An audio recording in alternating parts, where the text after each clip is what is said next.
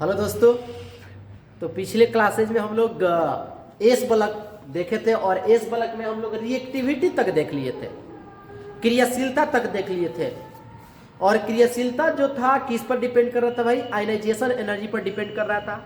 और ionization energy हम लोग देख रहे थे, जिसका कम हो रहा है ना, जिसका आयनाइजेशन एनर्जी कम हो रहा है तो देख रहे थे उसका रिएक्टिविटी क्रियाशीलता काफी ज्यादा हो रहा था। जैसे पूरे ज्ञात तत्वों में आयनाइजेशन एनर्जी की बात करें तो सबसे कम सीजियम का होता है। तो हम लोग ये पता किए थे कि सीजियम का आयनाइजेशन एनर्जी बहुत कम है, दैट मींस इसकी क्रियाशीलता क्या है भाई? काफी ज्यादा है। अगर हम आयनाइजेशन एनर्जी की बात करें मैक्सिमम वाला, तो हीलियम का मैक्सिमम सबसे मैक्सिमम होता है। सबसे मैक्सिमम जब हीलियम का आयनाइजेशन एनर्जी होता है, दैट मींस उसकी क्रियाशीलता क्या होगी? बहुत ही कम होगी, है ना। तो उसके आगे हम लोग देखने वाले एस बलक तत्व के रासायनिक गुण में क्रियाशीलता देखे थे। अब हम लोग देखेंगे इसकी अभिक्रिया, रिएक्शन देखेंगे। क्या है रिएक्शन को समझते हैं। सबसे पहला रिएक्शन है वायु से अभिक्रिया, रिएक्शन विथ एयर, वायु O2।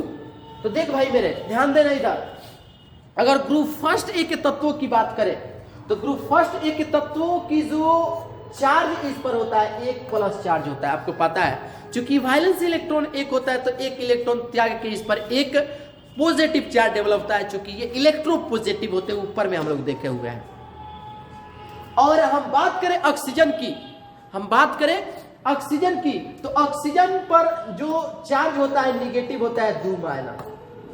अगर इनके वायलेंसी की बात करें तो जितना इस पर पॉजिटिव चार्ज है वही इसका वायलेंसी होता है, जितना निगेटिव है वही इसका वायलेंसी होता है। और क्रिस क्रॉस मेथड की बात करें तो क्रिस क्रॉस मेथड से क्या होता है? इसका वायलेंसी इसके साथ चला जाता है और इसका वायलेंसी ये इसके साथ चला जाता है, मतलब M2O हो जाएगा। M यहां क्या है? तो M ग्रुप फर्स्ट ए के तत्व है, अल्कली मेटल, क्षारीय धातु है। जैसे कि हम लोग देख रहे हैं क्षार धातुएं उनकी सतह पर ऑक्साइड बन जाने के कारण मलिन पड़ जाती है, इसलिए इन्हें मिट्टी के तेल अथवा पैराफिन में रखा जाता है। ये तो ऊपर में हम लोग रिएक्टिविटी में भी देख लिए हैं। अगला पॉइंट देखिए रिएक्शन के मामला में, ये तत्व आर्द्र हवा से अभिक्रिया करके कार्बोनेट बनाते हैं, है ना। तो इसमें कार्बोनेट बनाते हैं, दैट मीन्स ये सोडियम जो है ये ऑक्सीजन से क्रिया कर रहा है, तो यहां मेटल की जगह केवल सोडियम रख देंगे तो सोडियम Na2O हो जाएगा। देखिए Na2O बन गया। अब ये NO2 आर्द्रता से मॉइस्चर से, मतलब नमी से, H2O से क्रिया करके सोडियम हाइड्रोक्साइड बनाता है। क्योंकि धातु के ऑक्साइड जब जल से क्रिया करता है ना तो हाइड्रोक्साइड बनाता है। ये चीज हम लोग नेचर ऑफ ऑक्साइड में पढ़ चुके हैं पीरियोडिक टेबल में। चलिए, और यहां पर जो हाइड्रोक्साइड बनाया है, जो वायु में उपस्थित CO2 से अभिक्रिया करके सोडियम कार्बोनेट बना लेता है, Na2CO3 बना लेता है ना भाई। अगला शुष्क वायु में, माने एनहाइड्राइड, माने सूखा वायु में, मॉइस्चर नहीं, आर्द्र में, अनाद्र नहीं, आर्द्र में, वायु में, शुष्क वायु में लिथियम ऑक्साइड व नाइट्राइड देता है, जबकि अन्य तत्व केवल ऑक्साइड बनाते हैं। आइए इसमें बेरिलियम के अलावा अन्य सभी क्षारीय मृदा धातुएं वायु में मलिन हो जाते हैं। बेरिलियम पाउडर वायु में खुला रखने पर अच्छे से जल जाता है। ये चीज पिछले क्लास में भी हम लोग देखे हैं। नम वायु में इसके अतिरिक्त सभी कार्बोनेट परिवर्तित होते हैं और शुष्क वायु में सेकेंड ए वर्ग के सभी तत्व केवल ऑक्साइड और नाइट्राइड बनाते हैं। ये चीज हम आपको दोबारा बता रहे हैं, ये चीज हम लोग देखे हुए थे। आप इसका शॉर्ट स्क्रीन कर सकते हैं। आगे देखते हैं, आगे ऑक्सीजन के साथ अभिक्रिया। ऑक्सीजन के साथ अभिक्रिया अभी हम लोग समझे हुए हैं। अब ऑक्सीजन का भी फॉर्मेट कई तरह का होता है। ऑक्सीजन भी कई तरह के हो सकते हैं, इनके ऑक्साइड। जैसे ऑक्साइड आयन में क्या होता है? ऑक्सीजन पर 2 माइनस होता है, इसको ऑक्साइड आयन बोलते हैं। और ये ऑक्साइड आयन लिथियम मुख्यतः Li2O लिथियम ऑक्साइड बनाता है, नो डाउट। लेकिन बात करें पर ऑक्साइड, तो पर ऑक्साइड O2 पर 2- होता है। ऑक्सीजन पर O पर 2- रहेगा तो इसको हम लोग ऑक्साइड बोलेंगे, और O2 पर 2- रहेगा तो इसको पर ऑक्साइड बोलेंगे। क्या बोलेंगे भाई साहब? पर ऑक्साइड बोलेंगे, चूंकि OO पर एक निगेटिव चार्ज होता है। तो ऑक्सीजन 2 है और एक निगेटिव 2 हो जाएगा, तो O2 पर 2- को पर ऑक्साइड बोला जाता है। और पर ऑक्साइड की परिस्थितियां रहे, ध्यान रहे, तो सोडियम ऑक्सीजन की अधिक मात्रा से अभिक्रिया करके मुख्यतः पर ऑक्साइड माने Na2O2 बनाता है। जैसे सोडियम है, इसका वैलेंसी 1 होता है, और ऑक्साइड है, पर ऑक्साइड है O2 पर 2- है, तो क्रिस क्रॉस मेथड लगाइएगा तो क्या हो जाएगा? Na2 हो जाएगा और O2 हो जाएगा, ये बनाता है। अगर सुपर ऑक्साइड की बात करें तो सुपर ऑक्साइड किसको बोलेंगे? जब O2 पर 1- रहे, O पर 2- रहे तो ऑक्साइड, O2 पर 2- रहे तो पर ऑक्साइड, O2 पर 1- आ जाए ना तो इसको हम लोग सुपर ऑक्साइड बोलते हैं, है ना भाई। देखो सुपर ऑक्साइड। अब देखो सुपर ऑक्साइड की बात करें तो पोटेशियम, रुबिडियम, सीजियम, ऑक्सीजन की अधिकता में सुपर ऑक्साइड। तो सुपर ऑक्साइड में क्या है? मान लीजिए ये आपका एस बलक के ग्रुप फर्स्ट के तत्व है, इसके वैलेंसी 1 है, और सुपर ऑक्साइड O2 पर माइनस है और एमोन हो जाएगा। क्रिस क्रॉस करिएगा तो MO2 बनाएगा। मतलब यहां पर ऑक्सीजन की अधिकता में सुपर ऑक्साइड MO2 बनाते हैं। सुपर ऑक्साइड अनुचुंबकीय व रंगीन होते हैं। जितना भी सुपर ऑक्साइड है मेरे दोस्त, सभी सुपर ऑक्साइड क्या होते हैं? पैरामैग्नेटिक नेचर के होते हैं। अनुचुंबकीय होता है, पैरामैग्नेटिक नेचर के होता है, और कलर्ड होता है, रंगीन होता है। जैसे कि यहाँ पर एस बलक के ग्रुप फर्स्ट एक मेटल है जो कि ऑक्सीजन की अधिकता में अभिक्रिया करके पहले ऑक्साइड में चेंज हुआ है, फिर अधिकता में, अधिक है तो काफी ज्यादा है ना, ऑक्सीजन से क्रिया करके पर ऑक्साइड बनाता है, और ऑक्सीजन की बहुत ज्यादा मात्रा है तो ये सुपर ऑक्साइड बनाता है। मैक्सिमम ऑक्सीजन की ज्यादा मात्रा रहे ना तो जो पोटेशियम है, रुबिडियम है, सीजियम है, ये सुपर ऑक्साइड बना डालते हैं। अगर अमाउंट कम रहे तो ऑक्साइड बनाएगा, अमाउंट कम रहे तो पहले ऑक्साइड बनाएगा, अमाउंट बढ़ाइएगा ऑक्सीजन के तो पर ऑक्साइड बनाएगा, और काफी ज्यादा हो जाएगा तो क्या हो जाएगा? सुपर ऑक्साइड बनाएगा। जैसे देखिए Li2O लिथियम जो है, लिथियम मेरे भाई क्या बनाएगा? ऑक्साइड बनाएगा। ग्रुप फर्स्ट एक तत्वों में जो लिथियम है क्या बनाएगा? ऑक्साइड बनाता है। अगर आपका सोडियम आ जाए तो ये पर ऑक्साइड बनाते हैं, ऑक्सीजन की अधिक मात्रा में पर ऑक्साइड बनाते हैं। लेकिन पोटेशियम, रुबिडियम, सीजियम आ जाए तो ये सब सुपर ऑक्साइड बनाते हैं। क्या बनाते हैं? सुपर ऑक्साइड बनाते हैं, है ना। एक धातु के विभिन्न ऑक्साइडों के अस्थायित्व का क्रम जालक ऊर्जा से निर्धारित किया जाता है। लेटिस एनर्जी के बारे में बताया गया है। लेटिस एनर्जी माने जालक ऊर्जा के बारे में बताया गया है कि यदि ये क्रिस्टल है और इस क्रिस्टल को हमें तोड़ने हैं तो तोड़ने के दौरान जो एनर्जी रिलीज होता है उसको हम लोग कहते हैं लेटिस एनर्जी कहते हैं। लेकिन ये क्रिस्टल जब बनाया गया होगा तो इसमें एनर्जी को प्रोवाइड किया गया होगा, एनर्जी इन्वॉल्व हुआ होगा, दैट मीन्स वह ऊर्जा क्या होता है? लेटिस एनर्जी, जिसको यू से सूचित किया जाता है। ये हम बताए हैं आपको। चलिए आ जाइए नीचे की तरफ।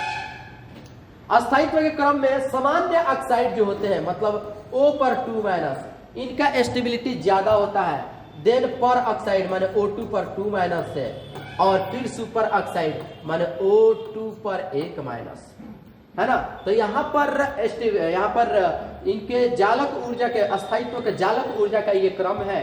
सबसे ज्यादा होता है जो लेटिस एनर्जी ऑक्साइड का होगा, माने O पर 2- का होगा।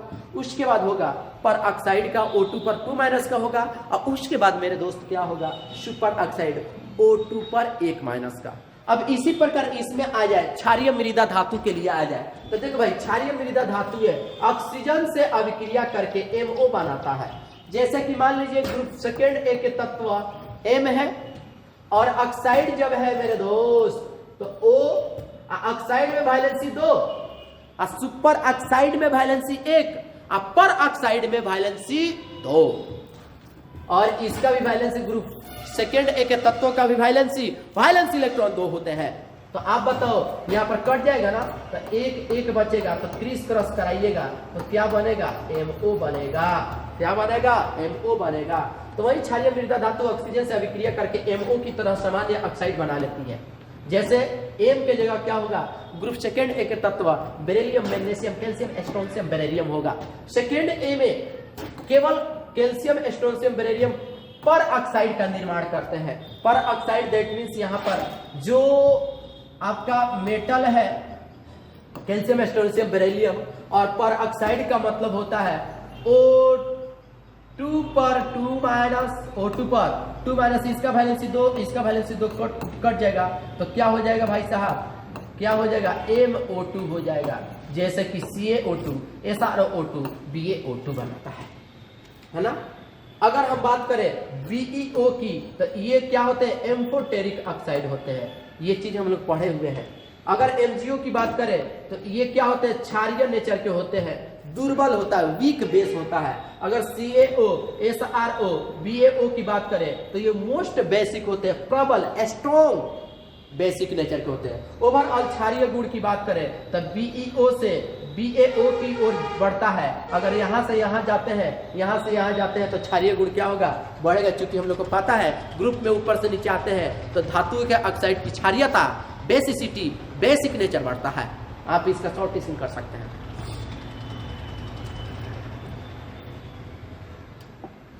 चलिए अब हम लोग देख रहे हैं ऑक्सीजन के साथ अभिक्रिया देख ले रहे हैं, विभिन्न ऑक्साइड के साथ अभिक्रिया तो देख लिए। अब हम लोग देखने जा रहे हैं हाइड्रोजन के साथ अभिक्रिया। और हाइड्रोजन ग्रुप फर्स्ट के तत्व है, और ग्रुप फर्स्ट के तत्वों की जो वैलेंसी होती है वह 1 होती है मेरे दोस्त। तो ध्यान दीजिएगा, यहाँ पर क्षार धातुएं H2 से सीधे संयोग करके आयनिक हाइड्राइड बनाती है। आयनिक हाइड्राइड जैसे ग्रुप फर्स्ट ए के तत्वों की वैलेंसी 1, हाइड्रोजन की वैलेंसी 1, क्रिस क्रॉस कर दीजिएगा तो क्या बनेगा, MH बनेगा। एकदम सेम कंडीशन यहाँ पर है।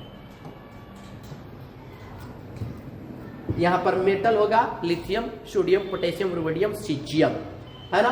क्षार धातुओं के हाइड्राइड जल द्वारा क्रिया करके H2 गैस मुक्त करती है, देती है। जैसे कि मान लीजिए हाइड्राइड है, ये MH है, जैसे LiH हो सकता है, जैसे NaH हो सकता है। M के जगह पर कोई भी धातु ले सकते हैं, ग्रुप फर्स्ट एक KH हो सकता है, RBH हो सकता है, CHH हो सकता है। और ये जल से अभिक्रिया करेंगे तो हाइड्रोक्साइड बनाएंगे और हाइड्रोजन गैस मुक्त करेंगे। जैसे मान लीजिए हमने लिया NaH और इसकी क्रिया करा दिए हम H2O से, तो ये तो हाइड्रोक्साइड बनाएगा NOH और साथ में हाइड्रोजन गैस को भी मुक्त करेगा, है ना। तो अब यहाँ पर अगर हम लेफ्ट टू राइट जाते हैं, LiH से CHH के तरफ जाएंगे तो यहाँ पर तापीय स्टेबिलिटी घटता है और क्षारीय गुण बढ़ता है। यहाँ पर थर्मल स्टेबिलिटी,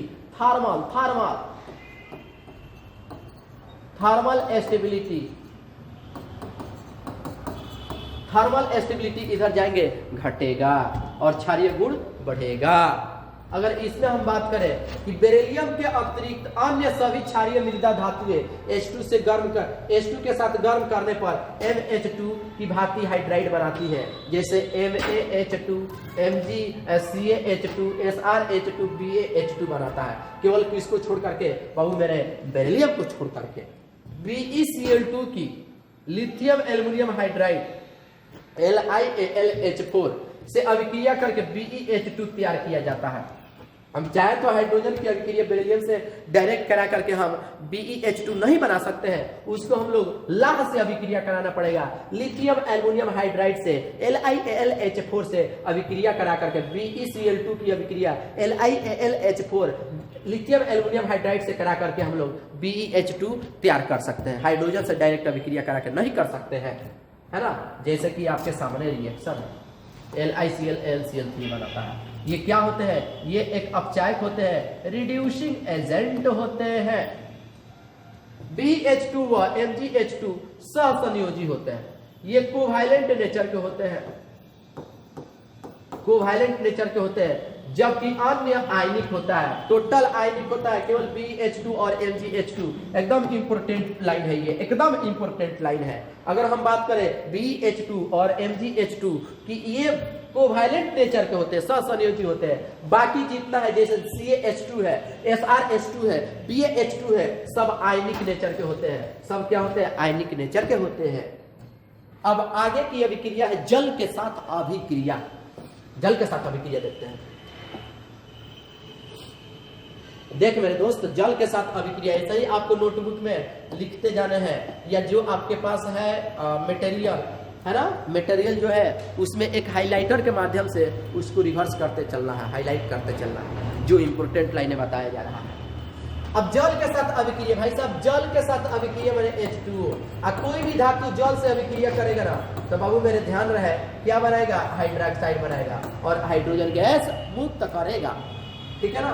तो क्षार धातु जल से तीव्रता से क्रिया करके हाइड्रोक्साइड बनाती है और H2 गैस निकालती है। जैसे कि ये ग्रुप फर्स्ट के तत्व है, अब पानी से अभिक्रिया करा क्षार बनाएगा और H2 गैस को मुक्त करेगा।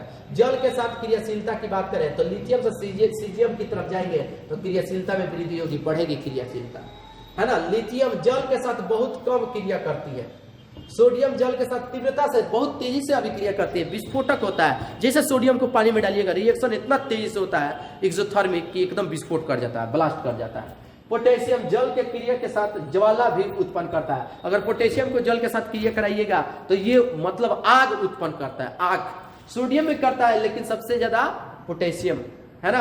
अगर इसकी बात करें रुबिडियम और सीजियम, इसकी क्रियाशीलता तो काफी ज्यादा होती है, धमाके के साथ क्रिया करती है काफी तेजी से, क्योंकि ग्रुप फर्स्ट एक तत्व में ऊपर से नीचे आएंगे, आयनाइजेशन एनर्जी का मान घटेगा, आयनाइजेशन एनर्जी का मान घटने के साथ क्रियाशीलता क्या होती है, बढ़ती है। तो बाबू अगर हम लिथियम से रुबिडियम सीजियम के तरफ आ जाए तो बाबू इस रिएक्टिविटी बढ़ने के कारण ये अभिक्रिया विस्फोटक होती है ना। इसलिए सीजियम को, जैसे सोडियम को हम लोग एक्सपेरिमेंट करते हैं पानी में डाल के तो हम लोग देख लेते हैं अच्छा से, मतलब समझ जाते हैं हाँ ये विस्फोटक है। लेकिन जैसे आप सीजियम को रुबिडियम को दोनों में कोई लीजिएगा ना तो धमाके के साथ क्रिया करते, बहुत तेजी से विस्फोट करता है ना।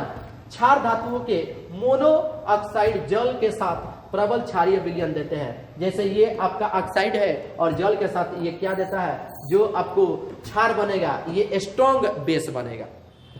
इसी प्रकार इसमें आ जाइए, ये धातु जल से अभिक्रिया एकदम धीमी करती है ना।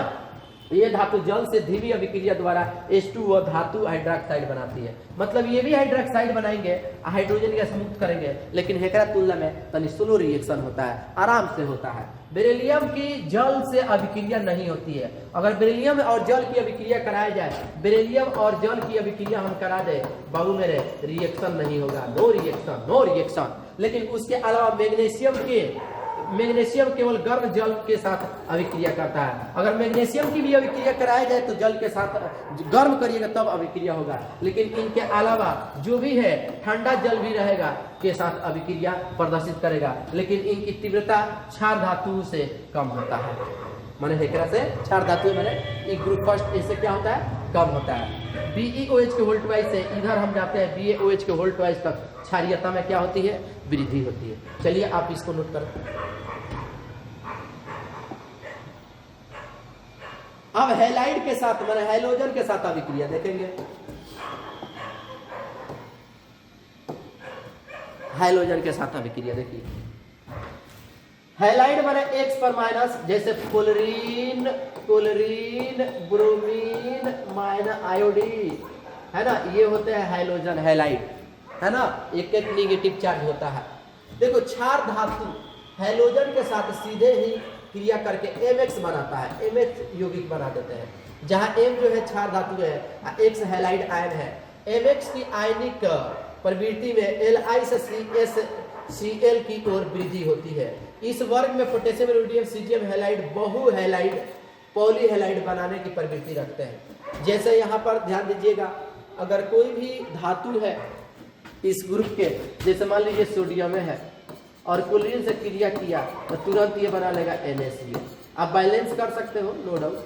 अगर आप ले लीजिए सीजियम Cl2 तो क्रिया करके CsCl बना लेगा और ये सब आयनिक कंपाउंड होगा, है ना। अब अगला चीज कि अगर इसकी अधिकता कर दिया जाए, अगर पोटेशियम और रुबिडियम सीजियम की बात करें और जो हैलाइड बन गया है पोटेशियम आयोडाइड बन गया है और इन्हीं की अधिकता में क्रिया कराया जाए तो ये क्या बना लेंगे, पॉली हैलाइड बना लेंगे। मतलब आयोडीन 2 जाके जुड़ जाएगा तो Ki3 भी हो बन जाएगा। ऐसे ही CsBr है, Br2 से क्रिया करके CsBr3 भी बना लेगा। ये बहुत इंपॉर्टेंट लाइन है, ध्यान रखना, ये वाला लाइन महत्वपूर्ण है ना, ये वाला लाइन महत्वपूर्ण है। चलो अगला देखिएगा, क्षारीय मृदा धातुएं हैलोजन के साथ क्रिया करके MH2 की भांति यौगिक बनाते हैं। आयनिक प्रवृत्ति की बात करें तो ये आयनिक प्रवृत्ति है, आयनिक कैरेक्टर का ऑर्डर है ना। BeCl2 MgCl2 सहसंयोजी प्रवृत्ति के होते हैं, ये याद रहे, ठीक है ना बाबू। BeCl2 और MgCl2 जैसे BH2 और MgH2, इसके अलावा था ना BeH2 और MgH2, क्या था, सहसंयोजी था, कोवैलेंट प्रवृत्ति के था, बाकी सब आयनिक था। वैसे ही इस बात को याद रखना है, BeCl2 रहे चाहे BH2 रहे, MgCl2 रहे चाहे MgH2 रहे, ये कोवैलेंट प्रवृत्ति के होते हैं, इसके अलावा सब आयनिक होता है, याद रहे, ये बहुत महत्वपूर्ण लाइन है ना। देखिए अगर इनके ऑक्साइड की अभिक्रिया कार्बन से करा दिया गया, Cl2 से करा दिया गया, तो हम लोग BeCl2 आसानी से बना सकते हैं और कार्बन मोनोऑक्साइड मुक्त करेगा। यहाँ पर BeF2 बनाने हैं हमें, तो यहाँ पर अमोनियम बेरिलियम टेट्राफ्लोराइड के साथ अभिक्रिया करा के BeF2 बना सकते हैं, NH3 गैस मुक्त करेगा और HF करेगा, है ना। चलिए इसको नोट करिए। अब नाइट्राइट के साथ अभिक्रिया, नाइट्राइट के साथ अभिक्रिया ध्यान से देखना भाई साहब। नाइट्राइट माने होता है N पर 3 माइनस, ये नाइट्राइट होता है अगर वैलेंसी इतना होता है। अगर कोई धातु की बात करें M, अगर इसकी वैलेंसी 1 ले ले, इसकी 3, तो क्रीज क्रॉस करिएगा तो ग्रुप फर्स्ट A के तत्वों के लिए क्या बनेगा आपका M3N बनेगा, ठीक है ना। क्या बनेगा भाई, M3N बनेगा, है ना। देखो केवल लिथियम N2 के साथ सीधे अभिक्रिया से नाइट्राइट बनाता है, जो जल से क्रिया करके NH3 गैस मुक्त करता है ना। जैसे M3N बनाया वैसे ही लिथियम और नाइट्रोजन क्रिया किया है N2, तो M3N माने Li3N बनाया है, जो कि जल से अभिक्रिया करके NH3 गैस मुक्त करेगा और इसका हाइड्रोक्साइड बनता है ना। तो ऑक्साइड हो चाहे नाइट्राइड हो, जल से क्रिया करेगा तो हाइड्रोक्साइड बनेगा। तो वहां पर बन रहा था H2 गैस, यहाँ पर क्या बनेगा NH3 गैस, ये मार्केबल है, ये रिएक्शन नाइट्राइड वाला इंपोर्टेंट है। क्षार धातु है ना, ये ग्रुप फर्स्ट के तत्व में ध्यान रहे, लिथियम वाला है मामला। अगला ग्रुप सेकेंड ए के वर्ग के सभी तत्व N2 के साथ नाइट्राइड बनाते हैं। अब यहाँ पर क्या होगा, ग्रुप सेकेंड ए में ये 2 हो जाता है, तो क्या हो जाएगा M3N2 बन जाएगा, M3N2 बन जाएगा, देखो है ना। जल से अभिक्रिया करके इहो NH3 गैस मुक्त करेगा, जल से अभिक्रिया करके इहो NH3 गैस मुक्त करेगा, एकदम सेम है। अगला है अमालगम बनाना। देखो अमालगम क्या है, जब धातु Hg से डायरेक्ट जुड़ जाए ना, तो इसको हम लोग मेटल अमालगम बोलते हैं। इसको मेटल, जैसे सोडियम है यहाँ रह जाए ना, तो सोडियम अमालगम बोला जाता है। तो वही चीज है अमालगम, मतलब Hg के साथ अभिक्रिया। अमालगम कैसे बनता है ध्यान दीजिए। क्षार धातु Hg माने मरकरी के साथ क्रिया करके अमालगम देते हैं। ये धातु अन्य धातुओं के साथ मिश्र धातु भी बनाते हैं। अगर यहाँ पर एग्जाम्पल की बात करें तो अगर हम ले लें यहाँ पर NaHg, तो इसका नाम होगा सोडियम अमालगम। अगर CsHg ले ले तो सीजियम अमालगम। अगर पोटेशियम ले ले तो पोटेशियम अमालगम, है ना। तो धातु सट जाए ना Hg से, पारा से, मरकरी से, तो अमालगम बन जाता है। क्षार धातुओं के समान ही गुण प्रदर्शित करते हैं, जैसे इसमें है एकदम सेम कंसेप्ट इसमें है। जैसे मान लीजिए MgHg, तो नाम हो जाएगा मैग्नीशियम अमालगम। CaHg पोटेशियम अमालगम, है ना। तो अमालगम ये हो गया भाई। अगला है द्रव अमोनिया के में विलयता। कितना देर के होगा देखते रहिएगा।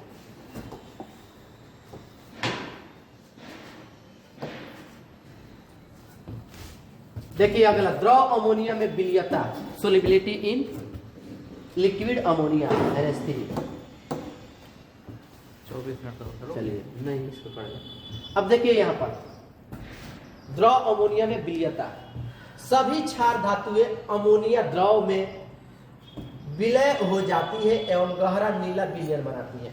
जब अमोनिया में क्षार धातु लिथियम, सोडियम, पोटेशियम, रुबिडियम को डाला जाता है ना, लिक्विड फेज में रहे NH3, तो वो बाबू सब घुल जाएगा, उसमें क्षार धातु घुल जाता है और कलर कैसा देता है, डीप ब्लू, नीला, है ना।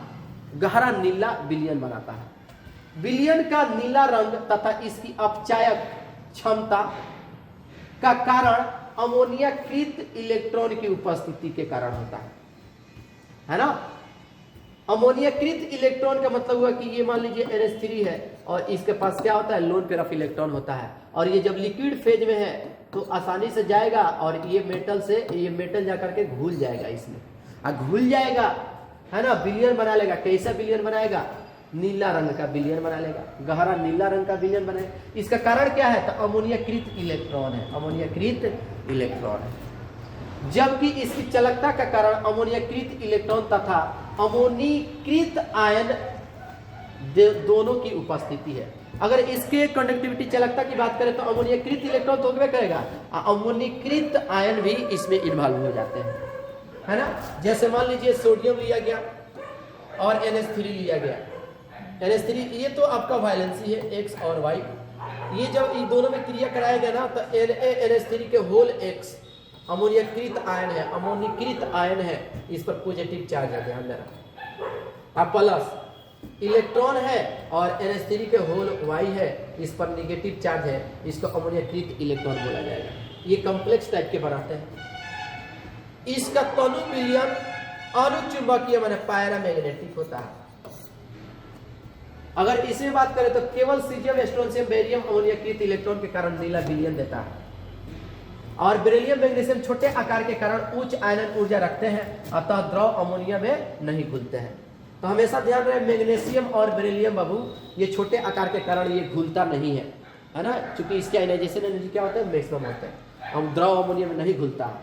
नीला विलयन कुछ समय बाद धातु एमाइड बनाने के कारण हल्का पड़ जाता है, इसके कलर में गिरावट आ जाता है कुछ समय बाद। यहाँ पर सोडियम अमोनिया से क्रिया किया है तो सोडामाइड बनाया है, NaNH2 सोडामाइड, और हाइड्रोजन गैस मुक्त करेगा। अपवाद में लिथियम इमाइड बनाता है, इमाइड बनाता है। लिथियम क्या बनाता है, इमाइड बनाता है।